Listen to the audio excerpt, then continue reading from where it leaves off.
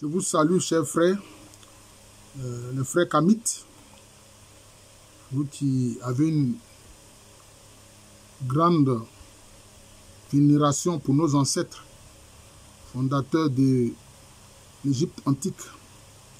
Alors, je poursuis la série sur l'ouvrage du professeur Théophile Obenga, La philosophie africaine de la période pharaonique, 2780 à 330 avant notre ère, donc avant Jésus-Christ. Il faut regarder, il n'y a pas beaucoup de vues sur ça. C'est pas normal. Surtout venant de vous, non. Alors, donc il y a un chapitre ici que le professeur Obenga a intitulé Ontologie et cosmogénèse.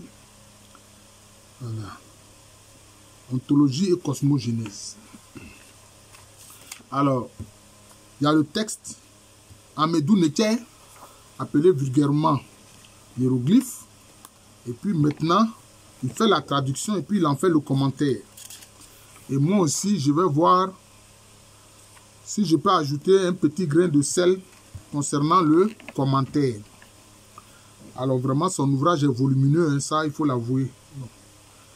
Alors voilà le texte traduit. Il dit « Livre de connaître les modes d'existence de Ra et d'abattre ainsi le serpent Apophis. » C'est écrit ici Apopie. Hein, souvent on dit Apophis, mais en fait c'est Apopie. Parce que c'est mis ici.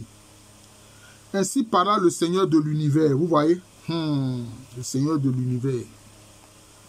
C'est avec nos ancêtres de l'Égypte antique. C'est pas avec les Hébreux ici. Non. Quand je me suis manifesté à l'existence, l'existence exista. Je vais à l'existence sous la forme de l'existant, qui est venu à l'existence en la première fois. Venu à l'existence sous le mode d'existence de l'existant.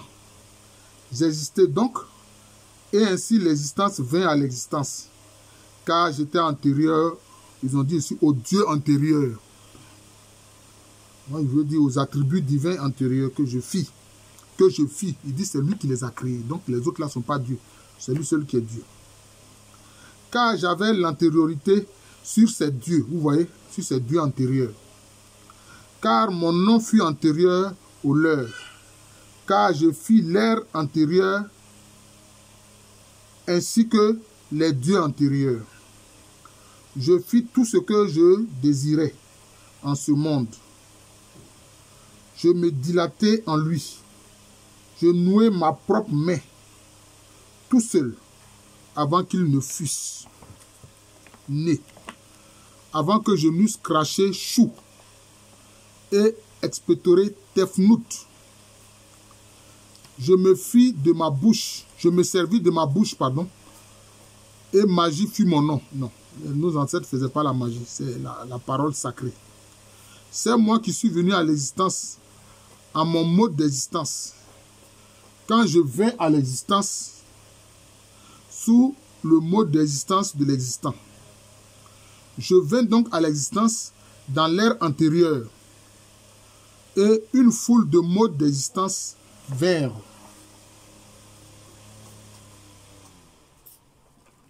à l'existence dès le début, car auparavant, aucun mode d'existence n'était venu à l'existence en ce monde, avant que personne d'autre que moi ne se fût manifesté à l'existence, pour agir en ma compagnie en ces lieux. Je fis les modes d'existence à partir de cette force. J'y créai dans le Noun. Étant encore somnolent et n'ayant encore trouvé aucun lieu où me dresser. Puis mon cœur se montra efficace.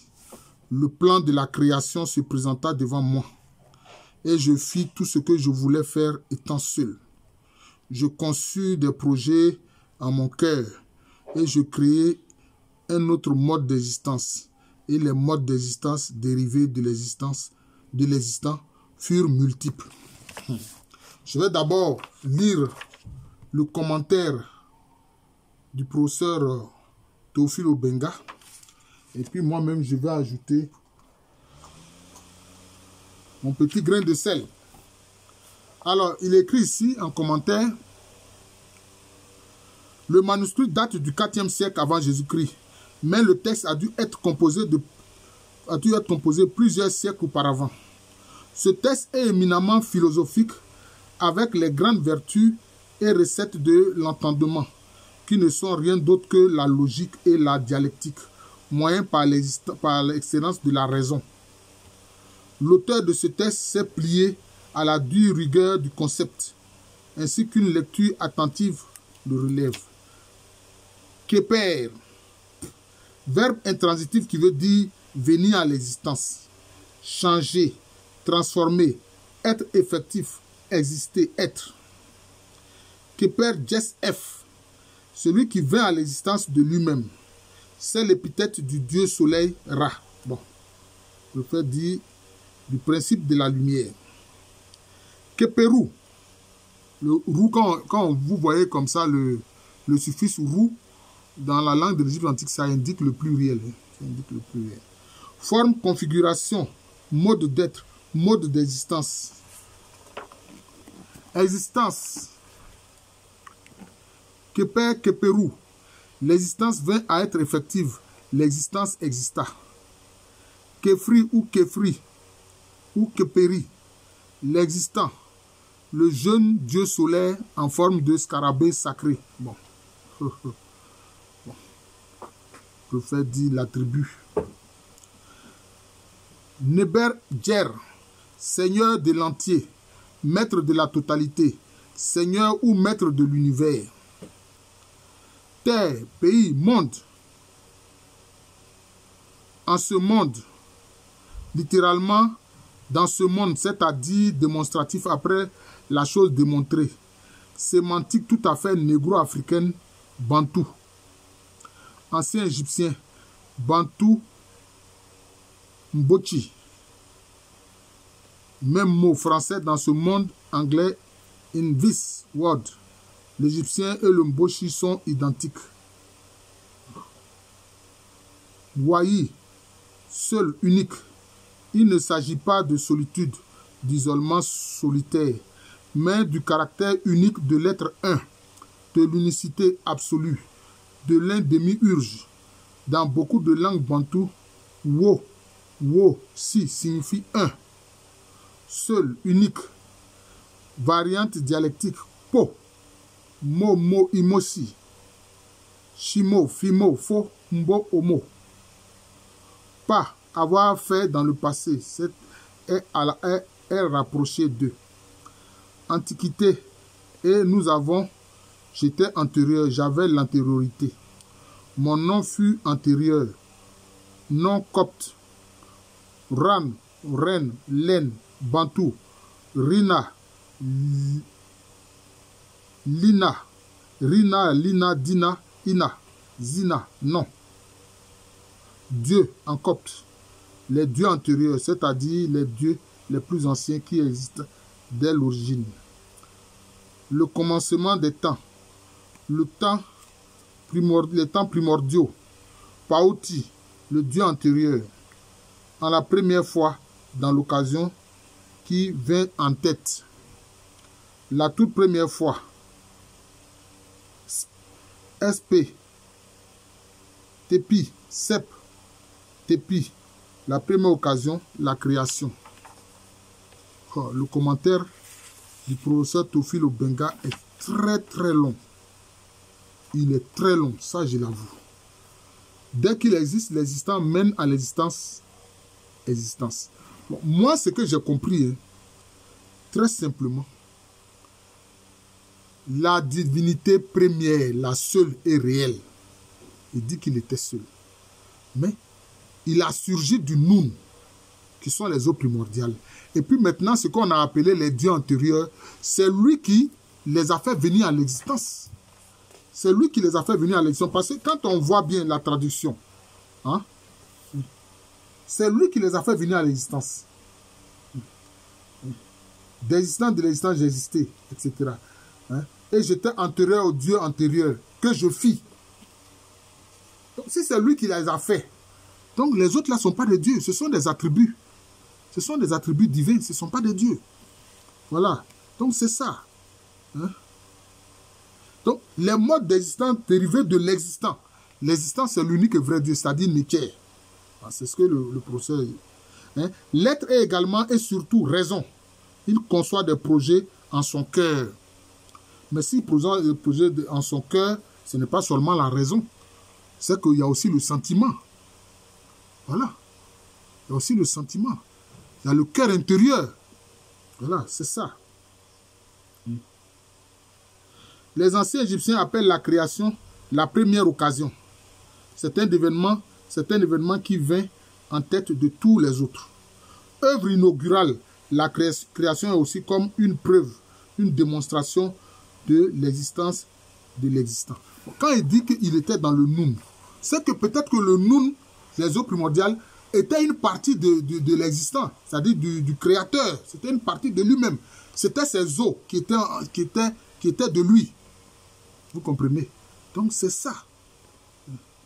C'est pour ça que dans le livre de la Genèse, dans la Bible, qu'est-ce qu'on voit? On dit au commencement, l'Esprit de Dieu planait sur les eaux. Mais il n'a pas encore commencé à parler pour créer, mais on dit son esprit planait sur les eaux. Ce sont les eaux primordiales, en fait, c'est le Noun. D'ailleurs, le Noun est une des lettres de l'alphabet hébreu. Noun est une des lettres de l'alphabet hébreu. Donc c'est ça. Bon, la question du néant est une question métaphysique. La manifestation du néant est l'étonnement. Et le philosophe... Bon, lui, dans le texte, on ne parle pas de néant. Dans le texte, on ne parle pas de néant. Puisque lui, il existe depuis toujours. Il a toujours existé. Donc, on ne parle pas de néant. Souvent, ceux qui parlent de néant, ce sont les philosophes grecs. Voilà. Ils ne parlent pas de néant. Ils parlent de l'existant. Il dit ici, le commentaire du procès Théophile Obenga, il dit l'existant, dit le texte pharaonique, vint à l'existence de lui-même, tout d'un coup, et de ce fait existe en tant que tel. L'existence est le premier à exister, l'aîné qui est intérieur au Dieu antérieur et fait tout ce qu'il veut faire étant seul. Dès lors, toutes les modes d'existence multiformes dérivent de l'existant. C'est comme ça. Une fois, il y a un texte que j'ai vu, il dit, j'étais un, et puis je suis devenu multiple. J'étais un et je suis devenu multiple. Donc c'est ça. Au commencement de toutes les choses de l'univers, l'esprit est né. Maweja Nangila, le premier, l'aîné, est le grand seigneur de tous les esprits qui apparurent par la suite, se manifesta seul et de par soi-même. Voilà, donc c'est ça. Donc c'est ça. C'est vraiment le créateur unique qui était existant, qui existe de toujours. Voilà, qui existe de toute éternité. Et que maintenant on dit Dieu, etc. Hein? C'est cela. C'est cela. Alors le professeur Obenga ajoute ici, il dit, ajoutons à tout ce commentaire cette observation qui nous paraît capitale. Du point de vue du symbolisme, le scarabée sacré égyptien, si caractéristique, intervient dans la création de l'être et des étangs, qui peut être existé, celui qui vient à l'existence de lui-même, qui Pérou, mode être à être, qui périt l'être l'existant. Parce qu'il y a des gens qui disent, mais Dieu a créé, mais qui a créé Dieu? Des questions comme ça, c'est des questions vraiment qui n'ont pas lieu d'être. Les Juifs ils disent, Yotse où? Yotse où? C'est-à-dire, hein, celui qui est auto-engendré. Enfin, je ne sais pas comment je vais dire ça, mais c'est ça. Hein? Parce qu'il y a un côté mystérieux. Hein? Il y a un côté mystérieux. Hein? Si bien qu'eux, ils parlent de Aïn, la source. Aïn Sof, la source infinie. Aïn Sof Aou, maintenant, la source infinie, lumière infinie. C'est comme ça que la Kabbale des Juifs, la véritable, qui n'a rien à voir avec les Kabbales ésotériques des Européens, c'est ce que ça dit. Et puis maintenant, il y a Kéter, la couronne. Voilà. Et puis ensuite, maintenant, il y a Okma, la sagesse, et puis Bina, l'intelligence. Donc, vous voyez, ça revient. Il a toujours existé. Dieu a toujours existé. Voilà. C'est tout. Il est, et puis c'est tout. Hein? C'est pour ça qu'on le voit. Bon, je me sers un peu aussi de la Bible pour éclairer les choses, mais ici, c'est antérieur à la révélation faite aux Hébreux. C'est cela. C'est la révélation faite avant. C'est pour ça que à Moïse dit, je suis celui qui suis. Je suis celui qui suis. Et dit, va dire aux Hébreux, celui qui suit, celui qui est. C'est-à-dire que l'existence permanente, l'existant permanent. C'est comme ça. C'est l'existant permanent. C'est tout. Voilà. Alors, il parle du scarabée, des pratiques et croyances des Kuba, Bouchongo, du centre du Zaïre, fort célèbre à travers le monde pour la finesse et la grandeur de leur civilisation ancestrale, organisation poussée d'un puissant royaume, sculpture de très haute qualité, bois, ivoire, tissu velours teint et dessiné avec un goût rare. De la même manière, le lézard Acha en égyptien, le cobra Get, le faucon Bic Horus, le taureau Ka, le léopard Abi, le taureau Ka, Ka aussi c'est l'esprit éternel, ouais, dont la peau fut un costume sacerdotal. Donc le léopard, sa peau fut un costume sacerdotal. Mais on sait que en général c'était avec le lin, les prêtres s'habillaient. Le costume sacerdotal, l'hippopotame, Cab, le crocodile, Messé, la vipère cornue, F, le vautour, A, l'ibis, Ac, esprit, symbole de Thoth, la chouette, M, l'abeille, Bit, signe héraldique de la Basse-Égypte, le djabirou, dont le nom égyptien est Ba, l'âme, partie essentielle de l'être humain en sa substance profonde divine. Bon, pour moi, je pense que tous ces animaux-là, hein, sont des symboles qui renvoient à des aspects spirituels. Ça renvoie à des aspects spirituels. Ça renvoie à des aspects spirituels. Mais ce n'est pas les animaux eux-mêmes en tant que tels. Mais ce sont, je peux dire, certains de leurs attributs, certaines de leurs qualités. Hein. Par exemple, chez les Akans, concernant le crocodile, on dit quoi? Odioka. C'est son surnom. Sinon, on l'appelle ordinairement Elengue. Mais les petits béouis, ils l'appellent Briquet. On dit Odioka. Cela veut dire que lui, quand il s'empare de quelque chose, que c'est ça dans sa gueule, on ne peut plus lui enlever cela. On ne peut plus lui enlever cela. C'est cela. C'est cela. Le vautour, hein, est un purificateur de l'espace. Parce qu'il mange la chair en putréfaction, c'est vrai, mais alors il nettoie la nature. Donc c'est un nettoyeur. Son rôle, c'est de nettoyer. Vous comprenez? Donc c'est ça. Le taureau, lui, c'est la force. Le léopard, c'est la félocité aussi. Hein? C'est comme ça. La vipère, le serpent, au moins, il peut prendre la forme circulaire qui symbolise aussi la vie. Vous comprenez? Maintenant, le scarabée, qu'est-ce qu'il fait? Le scarabée, lui aussi, c'est une sorte de purificateur. Parce que quand il roule les excréments, à un moment donné, les excréments ne sentent plus. Donc, il retire la mauvaise odeur. Le scarabée retire la mauvaise odeur. Il enlève la mauvaise odeur. Voilà. Or, la mauvaise odeur, on voit ça surtout avec la putréfaction de la chair. On voit ça avec la putréfaction de la chair. Vous voyez? C'est ça. La chouette, quelle est sa qualité? Elle a la capacité de voir la nuit. Voilà. Donc, elle voit dans l'obscurité. C'est une qualité particulière. Maintenant, l'abeille. Hein? L'abeille fait quoi? L'abeille produit le miel. Elle produit le miel. C'est ça. Donc, c'est ça. Ce sont un peu les qualités de ces animaux-là dont on se sert pour montrer certains aspects de la spiritualité. Voici une cosmogonie négro-africaine qui met en jeu les mêmes éléments. Au commencement, il n'y avait que des ténèbres et il n'existait rien sur terre que de l'eau.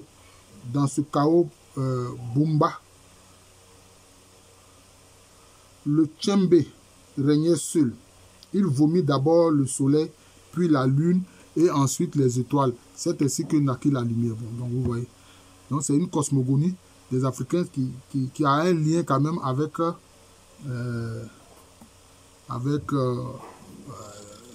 ce que disent nos ancêtres de l'Égypte antique. Et Bumba recommença à vomir et cette fois, il donna naissance dans l'ordre suivant au léopard, Koibamba, à l'aigle créé, Pombo Bumba, au crocodile, Ganda Bumba, à un petit poisson, Yo Bumba, à la tortue, Kono Bumba, au héron blanc, Nyani Bumba, à un scarabée et à la chèvre Bodi Bumba. Il vomit ensuite des hommes, les animaux il avait créés de cette façon, entreprirent le travail de peupler le monde. Un autre fils, Tchongada, vomit une plante de laquelle sortirent tous les végétaux. Bon, en fait, c'est le processus de la création qui est décrit ici, mais ailleurs on dit, bon, il parle ici de vomissement. Mais le vomissement, ça sort d'où? Ça sort de la bouche. Donc, tout comme la parole sort de la bouche. Voilà.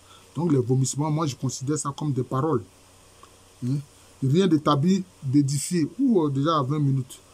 Au commencement, des commencements, que de l'eau, le noun, voilà, le noun, les eaux primordiales. Le demi-rouge, Ra, Atum, Tchembe, règne seul, unique dans cet incréé primordial.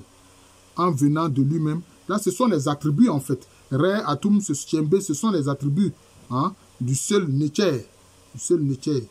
Voilà, que les gens ont appelé. Ce sont les attributs du divin que les gens ont appelés, donc les demi-urges. Voilà, ils ont appelé les demi-urges. Mais ce sont des attributs divins, c'est tout. Ce sont des attributs divins. C'est comme si un musulman serait choqué si tu prends les 99 noms les plus exaltés d'Allah et que tu dis que ce sont des demi-urges. Non. Ce sont des attributs du seul Allah. Voilà, donc c'est comme ça. D'ailleurs, dans l'histoire des Akans que je connais un peu, les courants des Akans que je connais un peu, c'est Nyame. Mais Nyame, le créateur, il a beaucoup de noms. On appelle le Tchodian Paon, on appelle Nyankompon, on appelle Adumanga. On l'appelle Edenkama, etc. Les Éotis les disaient Tira. Voilà. C'est lui qui a créé tout ce qui est là. Parce que c'est lui qui est le créateur. Voilà. Alors, je vous remercie. Donc, je faisais un commentaire ici hein, d'un chapitre de l'ouvrage du professeur Tofilo Benga intitulé « La philosophie africaine de la période pharaonique ». 2780-330 avant notre ère.